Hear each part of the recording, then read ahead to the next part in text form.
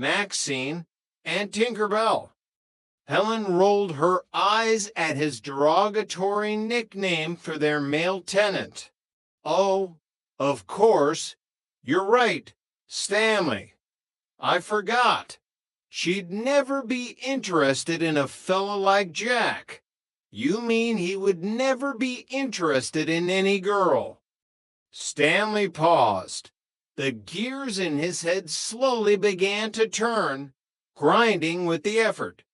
Jack Tripper, the culinary student upstairs, the guy Stanley firmly believed was completely uninterested in women, the only reason Stanley allowed him to share apartment 201 with two beautiful girls. Wait a minute, Stanley said, a slow, cunning smile spreading across his face. Wait a minute. For once in your life, you got a smart idea. We should put this date down on the calendar. He pointed a finger at his wife. When she gets up and gets dressed, I'm gonna go talk to Jack about taking her out. I mean, dating him is as safe as sending her out in an armored truck. Upstairs in apartment 201, the atmosphere was vastly different. It smelled of vanilla, spun sugar, and the faint, unmistakable scent of impending disaster.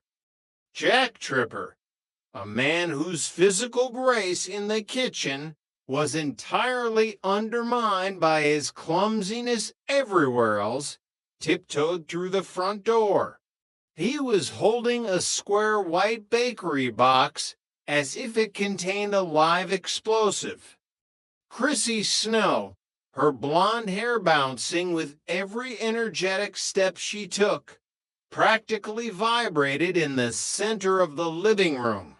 Hey, I got Jeanette's birthday cake, she shouted. Oh, good, Jack smiled, carefully setting the box on the counter. Where's the birthday girl? Oh, she's in the kitchen keeping an eye on your birthday dinner, Chrissy said. Jack nodded, a mischievous glint in his eye. He began a highly exaggerated, cartoonish tiptoe toward the swinging kitchen door. He peeked through the slats, seeing Jeanette Wood's back turned as she checked the oven. He pushed the door open, crept up right behind her, and reached out. Jeanette suddenly spun around, a wooden spoon raised like a weapon. Jack let out a yelp and stumbled backward, arms flailing. Oh, you shouldn't sneak up like that, Jeanette scolded, clutching her chest. You shouldn't turn around like that when I'm sneaking up like that, Jack panted, trying to recover his composure. I was gonna give you a big surprise birthday kiss. Jeanette smiled, softening. Well, why did you have to sneak up? What do you want me to do? Phone for an appointment. Okay, you can kiss me now. Jack waved a hand dismissively. No, the moment's ruined. Maybe I'll go sneak up and surprise Chrissy. It's not her birthday till January, Jeanette pointed out logically. Why wait till the last minute? Jack grinned. He stepped forward and wrapped his arms around Jeanette. All right, surprise. Happy birthday. No, you, Jeanette laughed. All right, happy birthday. He leaned in and gave her a warm, affectionate kiss on the cheek. You shouldn't have, she murmured, touched. My pleasure, Jack said, trying to pull away. He couldn't. Oh, gee, we're stuck. Wait, Jeanette said, looking down. Jack's shirt button had caught the fine silver chain around her neck. Jack grinned, raising his eyebrows. Oh, well, there's no sense in wasting all this closeness. Jonna swatted his arm. Well, let's just save that for next year. Just get my chain unstuck. As Jack carefully untangled the delicate metal, he noticed it was empty. I got it, he said, stepping back. Hey, be careful with that. It's very special. Why? My grandmother gave it to me.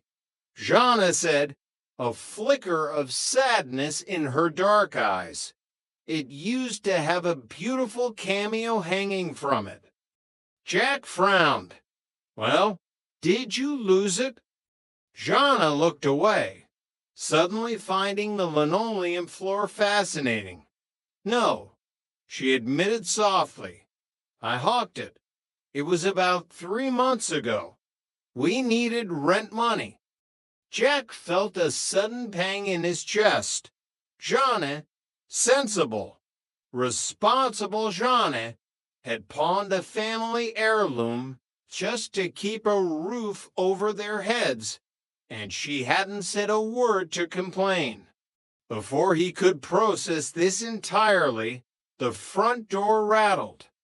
Stanley Roper stood in the doorway, looking as uncomfortable as a cat in a bathtub. Jack, could I see you for a minute? Jack sighed.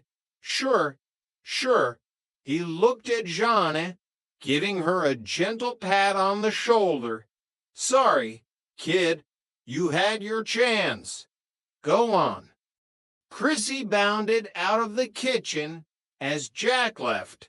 She pointed to the cake box. Happy birthday, Jimmy. Jonna stared at her. Who is Jimmy? Chrissy's eyes widened in realization. I don't know. Some guy who didn't pick up his cake. That's why I got it at half price. Chrissy, Jonna sighed, rubbing her forehead. If you can't give Jonna a Jimmy cake, she might notice. Chrissy, it's easily fixed. Chrissy reasoned with her own unique brand of logic. All I have to do is scrape off the mice so it reads happy birthday, Jay, which is even better. It has that informal touch. Where are you going? Jonna asked as Chrissy made a beeline for the kitchen. Into the kitchen to fix the cake. What about Jonna? I like her the way she is. Chrissy stopped, looking deeply confused. I'll just fix the cake. What I mean is, what if she sees it? It'll spoil the whole surprise. Chrissy, she knows it's her birthday. She knows Jack is cooking a special dinner to celebrate. She even told me where to buy the cake. Well, that's what I mean, Chrissy insisted. One more hint, and she's gonna know for sure. Out in the hallway, Mr. Roper was shifting his weight from foot to foot. Do you enjoy being here? Stanley asked abruptly. You mean with you? Jack asked, alarmed. No, I mean in this apartment. Yeah, it's fine. Stanley leaned in, lowering his voice. That's good. You don't mind if I'm a little nosy, do you? Did you ever take out a girl before? Jack stared at him. Before what? I mean, it's not against the rules for you fellas, is it? Jack blinked. Right, the charade. Rules. I mean, because, well, like I go out with other guys. You do. Stanley looked horrified.